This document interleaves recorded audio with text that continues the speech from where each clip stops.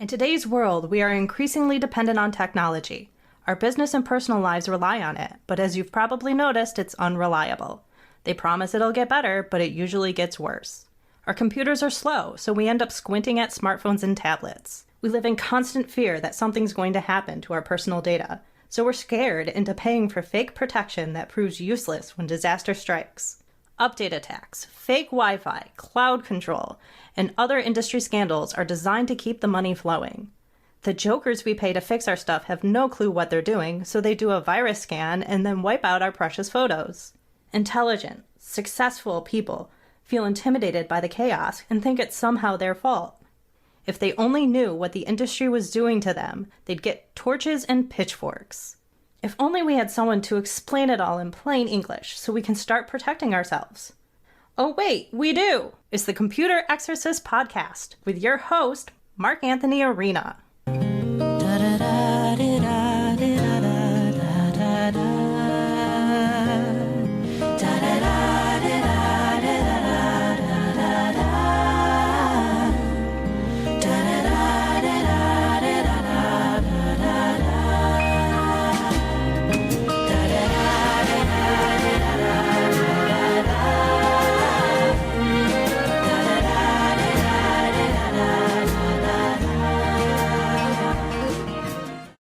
From the Wallace Memorial microphone in my home office, overlooking the Can of Worms in downtown Rochester, New York, this is the Computer Exorcist Podcast. Just felt like it needed a theme song while you're saying that little game show. And by the way, our theme song, we're using your song Fall. This is our special guest. We're coming back here for part 2 of our interview with Taylor Abrahamse. What a awesome interview this is. Yeah. Oh, thank you. Great. And so enjoying talking to you. Where do we even begin? So the trick is I Don't Care Anymore, which is also a song on my album. Ooh. Yeah, I mean that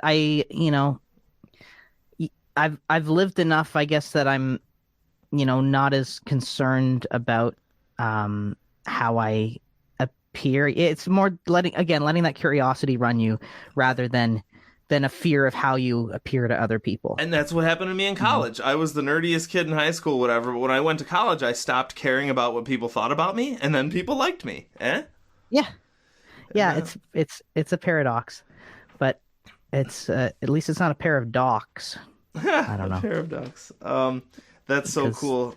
Because I have trauma around docks. I don't know what I'm saying anymore. Let's get on to something concrete. Okay, concrete. Because I think that, yeah, we were kind of going to the restaurant at the end of the universe there with our last conversation. We were getting quite heady, and I love going there. But I also I'm going to kind of selfishly use this as a bit of practice for giving more concrete answers that I hate sounding smug, but like the mainstream population will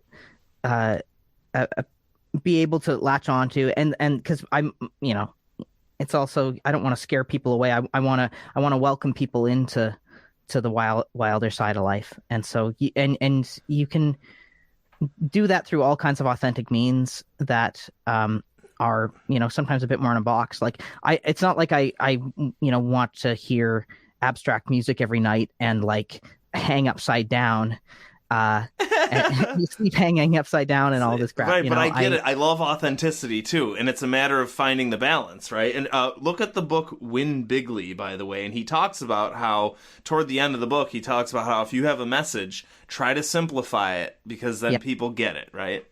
Yeah, exactly. I want to reach people, and you don't want your own obsequiousness to get in the way of that, right? So, brilliant, simple as that. Yeah. And I also I love a really simple pop song that is done well. I love when something, it's like cooking a great meal or great pasta. It's like using simple ingredients and doing it really, really well. There's always an art to that, and there's always something very inspiring about that. So pasta, broccoli, honestly, the next project I make is going to be more of a pop thing, and And the truth is, I'm probably going to be really intimidated while making it, because once you start really obsessing over sculpting sounds, it can get dangerous. How the rabbit hole is endless again, Yeah, and you just have to let it go at a certain point. There's a German EDM guy, Resident, spelled with a Z or a Z, and he calls himself a sound designer. Yes. Yeah, how cool. Yeah. Right. But all right, that brings me to one of my questions. You have a really big knack for creating really catchy songs. Like Potbelly Pig is my favorite example, right? Tell us the story. You saw a pig out in public and made a kid's song out of it? Well, okay, yeah. Did I play that when we were on Zoom together before? Is that how you heard it? Or? I believe so, and we talked about it somehow. I mean, I'm pretty sure you mentioned it, and I looked it up. Oh, right, because your friend knack. we were talking about kids' music a little bit. You have a knack. Mm-hmm. Well, thank you. Yeah, I love writing on assignment, and I guess it's a pinch of the tism in me. I like to have, if you can lay it out for me, in a way where I can start to see the whole picture, then it comes to me very quickly. So yeah, I was asked to pitch some songs for a station, like a TV station and a YouTube channel for kids in Canada called Treehouse. So, and their YouTube channel is Treehouse Tune Bops. And I'd made some music for other kids' projects. And so they asked me, and and they have very specific rules with it. So it was, I think, only 18 unique words per song. Oh, and so it's not to overwhelm the kids, right? Yeah. With the words. Like keeping your message simple. Yeah.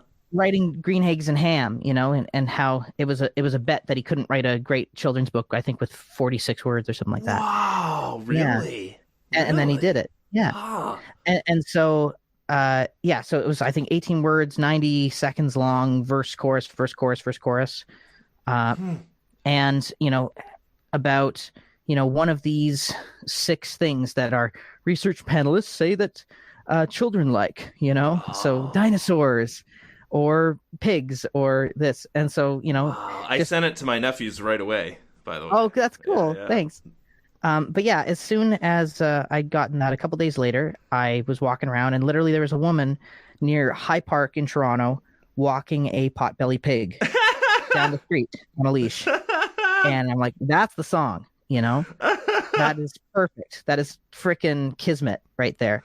And so, yeah, and then, I don't know, after that, it's, and sometimes they gave you, musical references. Like, one of them, they wanted something that sounded a little bit like Blue dabba dee dabba die, Yeah, so that's a cool one. That's catchy. I'm not sure what the reference was for Potbelly Pig, but I think there's some kind of pseudo, maybe it was Despacito or something like that was their reference, and so then I kind of had that as a little mental note, and then that I just song really Despacito. just wrote the song, really something like that. Care to sing a little bit of it? Potbelly Pig, if you like. It's pretty underwhelming just with my voice, but you'll get a sense of just, and it's like the chord progression that a gajillion songs are. Now, popular music, as we've entered the, punk reemergence era of, corporate teenage angst feminism, with Olivia Rodrigo and all this, a lot of times the chord progression will be a 1 chord, then a 3 chord, like a 3 major, and then maybe the 6 chord and the 4 chord. But for decades and decades, it's kind of been this anthemic thing of the 1 chord, the 5 chord, the 6 chord, and then the 4 chord. You may not understand what I'm saying exactly, but I don't. It's I all come right. from a family of musicians, and I didn't get any of that, but I do love music, so there you go. Okay. Well, to very simply explain part of it, if you start on the note C, treat that as 1, and then C, D, E, F, G, that would be 5, because you're counting up 5 notes, right? Okay. So then, and then there's chords that have the same name, right? Because they're kind of built on those same notes. And so then I'm saying, Potbelly Pig, for example, it is, I think, I'm not sure if I have a capo on when I play it or whatever, but it was like an A minor, an F, a C, and a G. And so in the key of C, A minor would be the 6, F would be the 4, C would be the 1, and G would be the 5, right? So it's and the reason I use this numbering system is so that it's if you're playing a song live at a show, someone can just say these numbers to you and then tell you the key. Cool. And then you'll just kind of mentally know the relationship between them all. Cool. It's a shorthand. Cool. Yeah, it's a shorthand. Exactly. So it's the Nashville method. And although Nashville will get extra messed up with it, and they have all these extra slashes, and it'll be like they'll always relate it as if it's in this original key. So it'll be like the 4 of the 5, so it's like Inception. Starts to have keys inside of chords, and yeah, it gets wild. But still the fundamental thing is like, so those chords are the same chords as like a gajillion songs. There's that Axis of Awesome video, which was very popular on YouTube back in the day, where they're playing like they're doing a medley of like 40 songs that were big hits that all use the same chords. Like Let It Be, When I Find Myself in Time's Trouble, Mother Mary Comes to Me. And then you go to With or Without You, same chords as that. You go to Don't Stop Believing, Hold On to the Feeling. You're gonna hear me roar, or we don't need your money, money, money. It's just a very common chord progression. And so Potbelly Pig, and I was using the same chords as Despacito. So they were showing by the way, they were showing how similar these songs are architecturally, right? By squishing them together. Yeah. That's so cool, right? And I wouldn't understand that until they displayed them together, and then I go, "Oh wow, they are." Yeah, exactly. It's kind of intellectually, there's things that you just can't get. You just have to be shown them, or you just have to experience them, And once we find a way to fully verbalize the unverbable, then we'll be in a very interesting place in human history. And right, because all my thought chemicals, like it takes me a while to put them into words, right? Because I have all these thoughts in my head. I'm like, oh, this concept, and oh shoot, I have to put it into words. Yeah, and so in some ways that's why like technology excites me, or like people relentlessly documenting everything, because I think that you can use AI at some point to try and present explanations for human behavior that we're incapable of seeing. We've just got too many blind spots in order to actually notice them. And anyway, okay, this is what happens if you go down way too many roads. Yeah. So Despacito, those chords are 6 4 1 5. So that's the same chords as Let It Be, but just in or those anthemic chord progression, but just in a slightly different order, right? Okay. So they start with the relative minor, which is the 6 chord, then the 4, then the 1, then the 5, rather than the 1 5 6 4. Anyway, so I use that chord progression, and my mother and me were walking down the street when suddenly we see right in front of me Potbelly Pig, pig, pig, pig, Potbelly Pig, pig, pig, pig, Potbelly Pig, pig, pig, pig, pig, right in front of me Potbelly Pig, pig, pig, pig. You get the idea. It's so catchy. That's repetition. awesome. People love repetition. People love contrast. A lot of this stuff. It's not like it's all intellectual for me. It's more like a lot of these things you kind of do intuitively, and then you absolutely. And you can find an intellectual way of explaining it later, and then they both kind of feed each other. Like you get more attuned with your instincts the better you are at putting them into words. Yeah, I think it's definitely something. Degree. It's a subconscious, intuitive thing where you can't teach someone to do it. Right? It's they come up with it out of their head, and there it is. And honestly, like listening is a very important thing. If you want to be a great songwriter or a great artist, listening is just the most vital thing. And like sometimes when I write a song, the inspiration will be something genuine from my own life that I'm just trying to make sense of.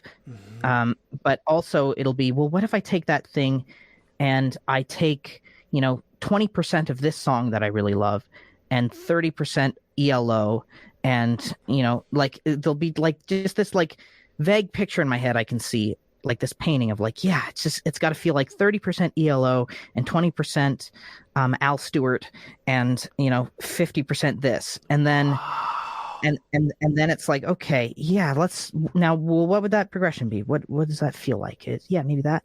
So I don't know, that's how my brain works anyway. I don't think that that's everyone. But And the speaking of Joni contrasting again, sounds, it's almost like contrasting flavors. Like even when you were yeah, singing there and you had the contrasting notes, it felt like, I don't know, I mean, name any example, right, of peanut butter and chocolate or you yeah, name it, some kind of combination that really works really well. yeah. No, that's true. And there's things that are tried and true, and Crunchy beef tacos, with cold lettuce on top. Yeah, okay. yeah, and there's also things that like I don't know, just differences in tastes that kind of can't be explained, or people are at different points in their lives. We all outgrow certain songs, we all grow into certain songs. I was trying to watch the Super Bowl commercials, and that made me feel so alone because I was like, people spend millions of dollars making these things, and I derive so little pleasure out of most of these. I And thought it they just were makes all me, stupid except for a few. yeah, Like, in years it's just past, they were good. Yeah. there's just such a coldness and a desperateness in all of them, Absolutely, and and they all perhaps you're kind not of alone. okay, well that's good. I mean, I think a lot of people are disappointed in them, but it's still, think it's indicative though of a miscommunication between corporate culture and real life.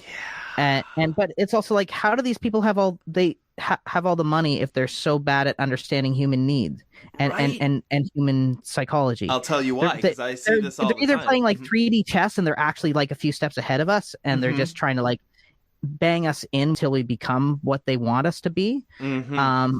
Or I don't know what it is, but it's just, yeah, it made me feel kind of cold and disconnected. And it's like, but they're in a similar boat. Like, well, they took the peanut butter, they took the jam, and they put it together, and they're using some formulas and all their research and the right premises and this and that. And it's like, oh well, it seems like the formula is get someone who's vaguely nostalgic, and make them do something silly, or make them like play a silly game that you can like, so you can have like a joke every 2 seconds. Yeah. But it's so formulaic. Yeah, and there's always, That's what you're saying. like there were two ads that had the Flashdance song in it. And yeah, there was one with like a gummy bear thing dancing and gummy bears falling on it from up above. And then there was the one with Zach Braff and John Cena and the other guy from Scrubs. You're and right, and they both, yeah. And so it just yeah, it's like they got the same data or something like that and created slightly different things based on what they had at their disposal. I don't know. And but I don't do any of that, right? When you and I create something authentic, I think is the word you use. It's just we do things authentically, and maybe not everyone will fall for it, right? Apparently people are all falling for the stupid commercials or whatever, but there are a lot of people who don't like them. Kudos to the people though who try to make a thought-provoking Super Bowl commercial when they have the chance. Sure. Like there was the Jesus. There was one of just like Jesus. I think that I don't think I've seen it yet, but I like the sentiment of like, right. Like he would not be mad at washing a gay person's feet. He's love. It's that simple. No matter what, right? It's simple, and so many people, right? And so, especially nowadays when people, well, I don't like you because you're this and because you're that party and that whatever, and it's no, guess what? And this is the gift of the fact that I've been working with all kinds of people, my adult life, is that we're all mostly the same. We're all more similar than we realize, and all that. Okay, wow. So you've got a lot more questions for me, so let's focus. Yeah, and so many things, but yeah, authenticity and making things that are real instead of formulaic, and yeah, absolutely. I think we, in the long term, that's going to succeed, right? After all the formulaic stuff, if they would just and side note, like you said something about nostalgic. For better, I mean, I'm a huge fan of the '80s, and I love this resurgence of everything '80s. But it's like Hollywood, especially, they're totally out of ideas. Well, and it just seems like it's so played out now. Like Uptown Yeah. Funk was almost 10 years ago now, and that was already the 80s nostalgia train. And so then the companies are always like 5 years behind whatever the nostalgic trend is on top Yeah. of it, and it's so cringy. But it Um, proves, right? It proves, in my personal opinion, that the 80s was peak of our civilization and that everything else is not as good. well, the 80s was almost like the beginning of the end. It's like Yeah. the apex, but to get to that apex, you had to, open Pandora's box as well. So it was the height and the decline. Like I don't know. Right. Well, like the Ozzy Osbourne and all the depraved stuff. It's like, well, guess what? Eventually, you're going to run out of shock value stuff, right? Oh, I'm not so much talking about that. I'm talking about in terms of just like creative merit. Okay. Even like I don't know. You can compare the first half of the 80s in terms of popular music to the latter half, and it's a pretty stark difference, and there's a lot less shelf life in most of the hits from the late 80s, like you have a ton of things that have that everybody wang chung tonight kind of snare in everything, and it's too synthetic, and all the bands are aging white guys who feel like they need to step down, but they're too stubborn. But the early 80s, that's when it's just like, oh, okay, it's a new decade. Let's start doing this now. And I love how the decades of that century were so distinct, right? Yes. Yeah. Well, I've it all thought about blends this together. a lot, about like when, like, what was the tipping point for music in a way, and it's also complicated and it's also gradual. And yes, there's always great music in every decade, blah, blah, blah.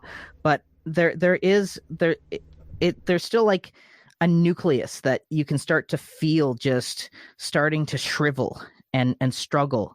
And yeah, it happens gradually, and so people don't notice things, just like how evolution happens gradually and people don't notice it, So, yeah. and like my theory is in the late 70s basically, that's when things started to get a little weird, because or really even from the mid 70s onward, once disco became a mainstream thing, and not because there's anything really that wrong with disco, but it's just it cracked a code. It's like so fundamentally satisfying that it's almost like an alien came down and gave us disco. It's like it's almost totally a little different too. It's totally like the four on the floor is like too good. It's like it's too much dopamine. Just you know, and I don't know. It like and sometimes you want sugar, but the problem with sugar is it's addictive, and because sound is something that you can is not a finite resource. Right? Sound sugar, right? Sometimes I want, especially as an adult and overstimulated adult and all that, sometimes I want oatmeal and bland crackers, right? Yeah. But, like once I started to eat really healthy, I actually my tongue would salivate at the idea of how good my stomach would feel after I ate the stuff. And you resent the overly taste. sugary stuff. Yeah, exactly. Like you can train your mind to appreciate something that's better for you. But yeah, sound is not a finite resource. So then, capitalism and sound are an odd combination, because it's like, once a trend starts happening, then, there's so many copycats, and there's always that to a degree, but it really seemed like diversity started to peter out of popular music more, and very gradually. Starting in about the mid 70s, and then by the time the Bee Gees had, they had eight number one hits in a row, and so that to me is a tipping point that had never happened in like popular music history in the U.S. And they were from Isle of Man. They're from Australia, I think, originally, I guess right? They were born in one and moved to the other. Yeah. Yeah. It was right as they were leaving Australia. The song "Spicks and Specks" was a hit there, and then they went over to England. But it was. And that kind of began. Speaking of like little things having huge effects, they started writing jive talking, but just because of how it felt, how the car rolled over a bridge. There was something in the groove of that kind of inspired them. Really? And if you think about it, it's like, a lot of dance music is made, and club music is so satisfying to listen to in a car. And I feel like it all kind of begins with jive talk in some ways. And not to say that it begins with that. I like, there's always someone beforehand. There's always some black guy that the white guy stole it from. But in terms of like breaking it into the mainstream, I feel like that, and then you have like Disco Duck, and then suddenly the Bee Gees have 8 hits in a row over the course of 2 albums, and some incredible songs in there. How Deep Is Your Love is like a friggin' excellent tune, bruh. And then Michael Jackson and Quincy Jones start talking on the set of The Wiz, and that's how they met. I think they had met beforehand. I think they collaborated. That's how they got. But that sparked their collaboration. Yeah, and then you have Off the Wall at the end of the '70s. And do you remember Cameo? The artist? Yes. Yeah. From Is the This the Way? 80s? I found a cassette tape and I found a song called "Is This the Way?" Incredible song. Oh, cool. And it's funny because it's early '80s, but it's all like politicians making us separate. We got to get back together, and it's so prescient.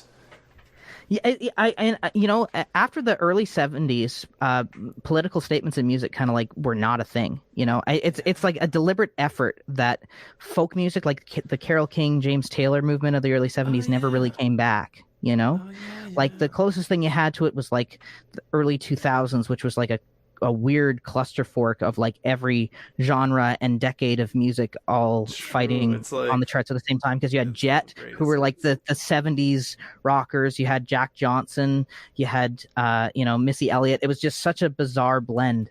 And the alternative, and then always every 20 years or so there's a nostalgic bring back, but I don't know, it's okay. After that, then Michael and Quincy sat down, and Quincy was like, "We're deliberately trying to make the best-selling album of all time here." Like, it was so calculated. Really? And so I think what happens is there was a tipping point of like there was so much money to be made in music, and especially they didn't when have any AI. Imagine what they could have done. Oh well, yeah.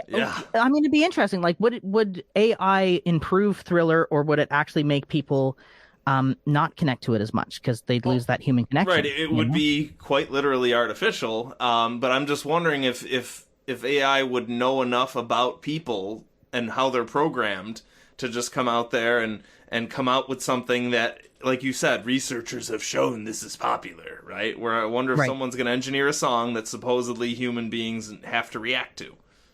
Well, there are databases like that where they you can put your song into a database of, I think, the hit songs from the last 30, 40 years, and it'll tell you what its potential is. And how it compares to hit songs? Wow, that's cool.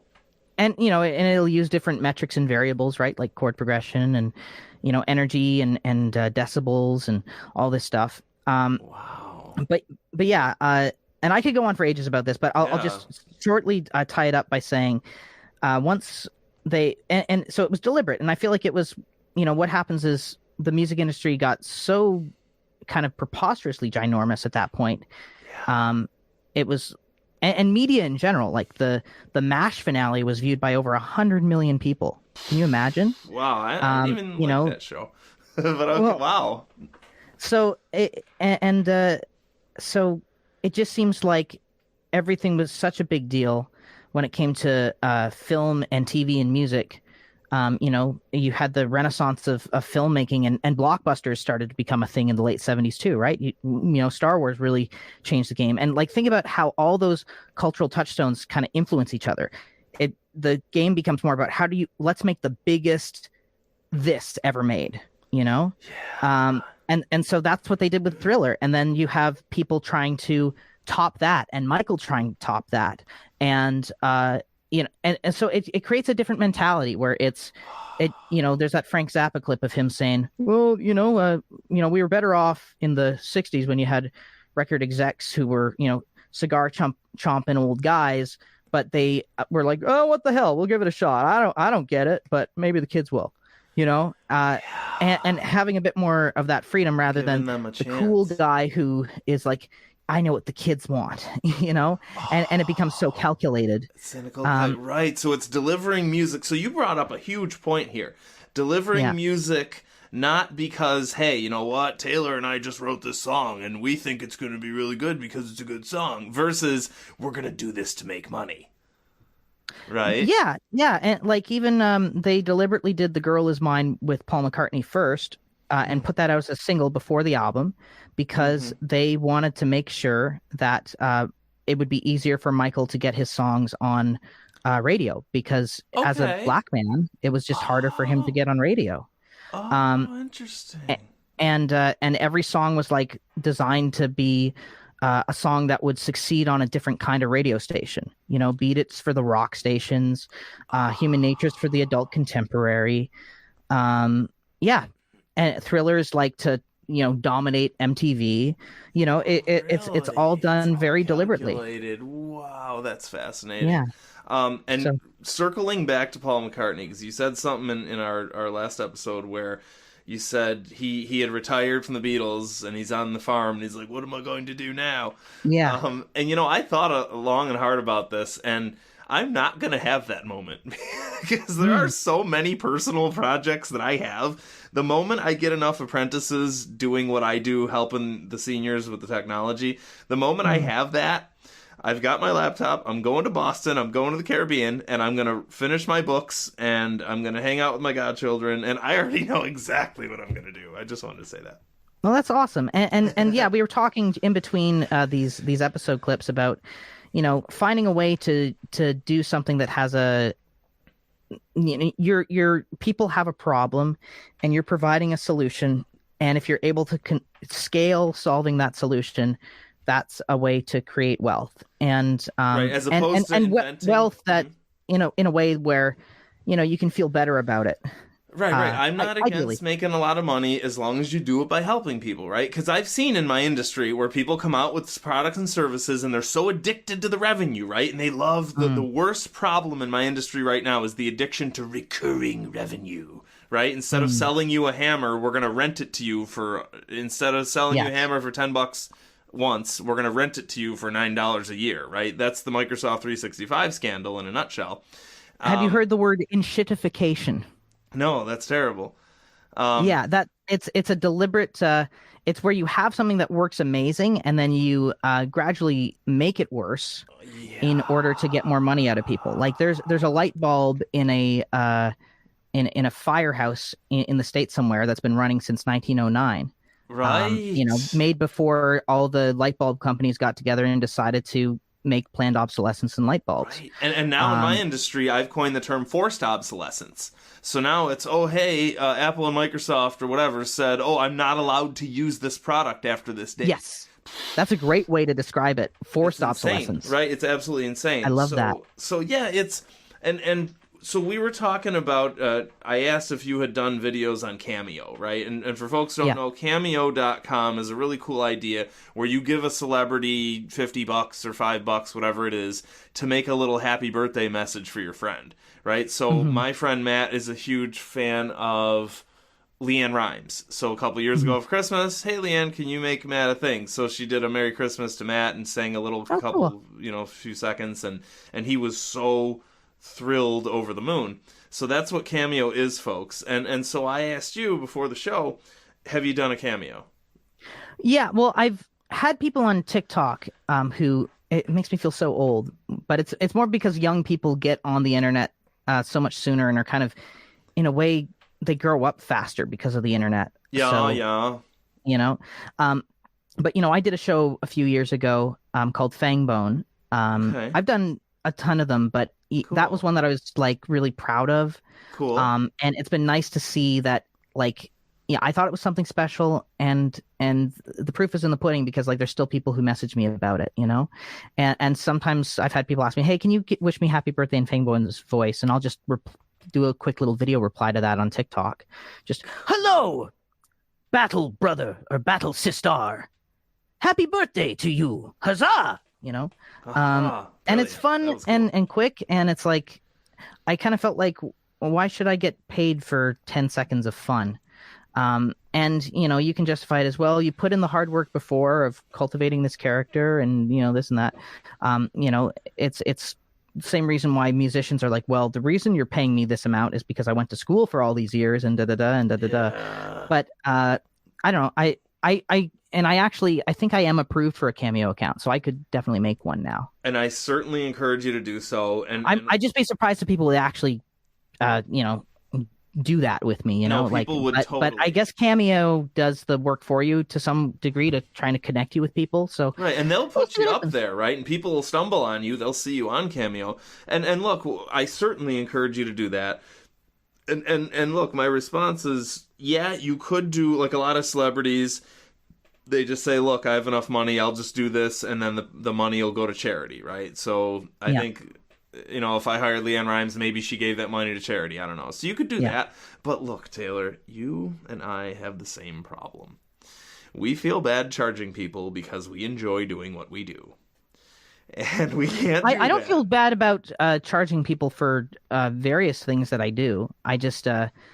but yeah, there's certainly times where I might undercharge myself, Right. or especially in the arts, it's so hard to gauge how much time or energy something's going to take. It's hard and to gauge I might the value, right? I might underestimate it dramatically, but I gave my word to X price, and and also part of my brain is still in a pre-pandemic world where companies and corruption didn't inflate things all. I feel like a moron asking someone $100 for something that takes me, an hour, or in my mind, I think should take me an hour, but it ends up taking me 3. And it takes right. And believe me, and you know what I've done recently is I've just said to myself, look, Mark, you got to remember, and my clients even remind me of this. They're like, Mark, you kidding me? Yeah, it's easy for you, but you don't understand how much it is worth to us. So that's what I remind myself, even recently, is, all right, I had a business client the other day.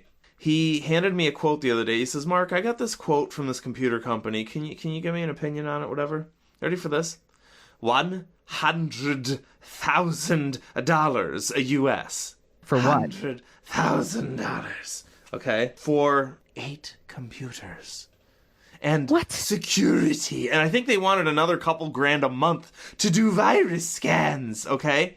So it's 8 computers, right? It's him and 7 ladies in his office, right? It's 8 computers, okay? So, and the evil scumbags who gave him this quote, right? So it's $100,000 to set up 8 computers. Then they were going to attack him with Sophos, which is a horrific, disgusting scam. Slows your computer down by 99%, and it can only look for threats before 2013. 0 protection against ransomware because these dudes don't understand. And don't get me started about all the companies that have to pay millions for ransomware because their scumbag computer guys don't understand basic how to do a backup, right? Gross. So, right, gross, right? So that's the deal. And the point is, now that I'm working on the project with him, so he says, you know what, Mark, I'll have you do this. And I told him, just to be conservative estimate, I says, hey, I'll save you half, right? No, we're going to do... So I got him the 8 computers. It's going to cost $2,900. Okay? And it's funny because my guy did them, my local guy did them, and I cleared out my car thinking I was going to get 8 big PCs, but he did small machines, so they all fit in one little box that I could wrap my arms around. So basically it's going to be like $3,000 for the hardware and maybe $3,000 for labor. And he'll actually be protected from ransomware because I'm going to do a real proper backup. Right. So that's 94% off. So I just remind myself, Mark, you're saving people money. It's okay. And when I do that, right, it's the abundance mentality of it's okay. He's more than willing to pay. Yeah. And you're also saving him, $90,000, 94,000. So that's extraordinary. And a lot of times, there's companies that are so predatory, and they really they invest so much into their public image and their brand, and also the psychology of if you charge more for it, people will see more perceived value in it. And you can do that with Supreme clothes or whatever, it's all about the brand. And I actually did have to raise my prices because people weren't perceiving me as a serious guy. So there is something to value perception. Yeah. And I'm going to give you something else here. These dudes at these local computer places that service small businesses, I really don't think they wake up in the morning and go, yeah, I am greedy, right? No, they think that it actually costs this. They think they're doing the best they can. So going back to the Jesus commercial, these folks think they're doing the best they can. They don't. They know not what they do. They think they're helping, and I have to remember that because it's very easy wait, for me. So they think a $100,000 quote that they're offering is a reasonable quote. So that's because there's other people down the line who they've gotten quotes from in order to provide those things that are also screwing them over, and it's just a tidal wave, or how does that happen? That would be kind of like, when you're in the hot tub and you're all as kids and you're doing a whirlpool, it's kind of like that. No, I don't think it's that. I think it's just maybe it's a supply and demand where they just crank up their hours because they're in such short supply, and maybe it is because everyone else is charging it. Like, I've seen similarly disgusting quotes at other places. That was definitely the worst, but these dudes, they think they're helping. That's like, they think and they're using 1991 Microsoft technology. They're walking around selling you a 1991 $10,000 server. Anyway, wild. Well, I think you've got a very generous mindset with them, because I'd be flabbergasted if there's any way that someone who has any knowledge of that world, who could justify that price point, and everyone else is doing it. That shouldn't condone it. Right, and it is disgusting conceptually, and they are addicted to the revenue, right? Where I've found that if you actually save people money and you actually give them true protection instead of just this fake feel-good, fake virus scan stuff, they appreciate it. It's my the problem is, it's my fault that I haven't gotten this out there enough to crush them. How about that? That I haven't gotten more guys trained or whatever to go out there and compete with them. Right. Well, and be careful, because if you're a huge threat to them and they've got lots of money, they might hire someone to come and break your legs. I don't know. I hope not. Yeah. But because we were talking about this, and it made me think a little bit about the mafia, speaking of things like that. What happens to a lot of companies is they're beholden to their stock owners, right? Yep. And then there's the stock buybacks and stuff, so that kind of disincentivize, like where the CEO will make the vast majority of the stock buybacks, and then okay, I don't know what I'm saying anymore. But in regards to the whole stock thing, it kind of feels like your stock owners are almost like mafia bosses, mafia dons, and you're just beholden to them because you have to please them, or else this perceived value of your company tanks, and you tank, and they tank, and it all goes under. So it's like everyone's got each other at gunpoint. And that's so many TV shows, is just like, someone, a good person doing something awful because they feel like they have to. All right, you ready? That's But you said Breaking Bad, they feel like they have to. Right. And that's a huge thing here, right? And that's because I walked into this industry saying I'm not going to do anything that compromises anything. I'm going to do the right thing no matter what. And there's no money in the short term, but the money comes later. And so there you go right there. That's the response to that, is these people think that they're under the gun. But I guarantee you, if I walked into a company and said, we're going to do the right thing, and the money comes later, that stockholders would appreciate that. How do you like that? It's just that they're always acting in the short term, and it's specifically American companies especially, right? But they do it in the short term because they're afraid of being perceived, instead of saying, again, hey folks, we're going to do the right thing here, bear with me. Well, how many times though can you see like the endless stories of companies or shows or this or that everything's going great for a bit, and then they get bought out by someone who doesn't understand it and is just thinking about the money, and they someone can buy out a company even against the owners and the creators will. It's conquest. It's like a barbaric conquest, but just with spreadsheets and the concept of money, in real estate. To me, it felt like nuclear warfare when I was on the verge of losing the place, because it was like at any moment Hiroshima could drop, and you could just lose your building, and it'll happen when you least expect it, and you're kind of playing mind games with these people, and you're not allowed to know the offers other people are placing, and it's like and you got to go through. It like you got to read between the lines when you're talking to the landlord. Like, so I mean, I know you can't say what offer they offered you, but is there, so it's and you're trying to read between the lines, and it's like, what are the clues? And so it's like deciphering Morse code, Yeah. and it feels like an old-fashioned war. And that's freaking weird. That's just bizarre and creepy and unnatural. And it's all just to, inflate the perceived value of something. Exactly. And that's why we do things authentically. And that's one good thing about this generation. Even though they're mindless and they're whatever, at least I believe young people value authenticity. There's a greater more. sense of ethics. Yeah. Because I think there is something innately human that, when you're fed enough garbage, you do start to barf it out. You start to realize it and say, "Hey, look, this is enough now." And people, right, and kids are starting to, and you see it so fast, and you experience so much life so quickly because you're like living life at double speed through the internet, and we're you're absorbing starting history to so smell, quickly. right? It's like we have a sense of smell now, where it's like, okay, we're not putting up with this pandering. That's the word I'm looking for. We're not going to accept the pandering. So it's time to break. It's up to you if you want to come back for another episode. Well, you would, but I mean, we could go on for ages, and then your whole podcast history is just going to be like 3 episodes with me. That's preposterous. Yeah. But I mean, I'm down. I'm enjoying this, and I like talking about these things, and it's cathartic for me. Yeah. So I'm down. TaylorAbrahamse.ca, and that's Abrahams with an E at the end, with an SE at the end. And I am thecomputerexorcist.com. Buy my book for everyone you know.